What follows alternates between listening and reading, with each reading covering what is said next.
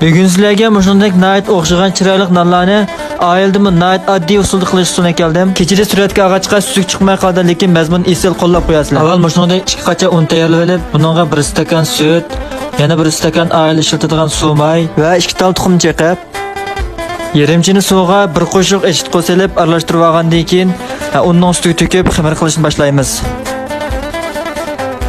Davamlı yoğurup mana mushalatga kelib olgandan keyin ustini suyuq xaltada yem etib, rasta holatda o'lib olguncha qo'yib qo'yamiz. Mana xamirimizni o'lib olibdi, biz buni elib yana bir ishlayotgandan keyin mushalatda ayrim-ayrim kesib tayyor qilib olamiz. Buni ayrim-ayrim biroz ishlayotgandan keyin chiroyli mushundaq tizib olgandan keyin ustini yana bir yo'gab biroz sindirib olamiz. Ondan buni mana shu suratda ko'rsatilgandek mushundaq chiroyli holatda echib olgandan keyin ustiga tukich bo'lsa, shuni nim qilsaqmi bo'lmaganda, mana ma'nodek cho'k orqali chiroyli mushundaq shakl chiqarib olsak bo'ldi. Ondan keyin biz samsaq bilan piyozni mushundaq ushoq to'g'rab olgandan keyin oilda bo'lsa qiyim qilish mashinasiga bir silib ezitimiz.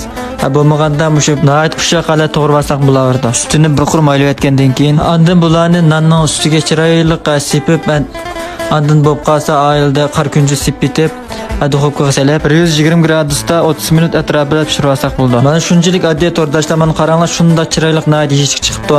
Oil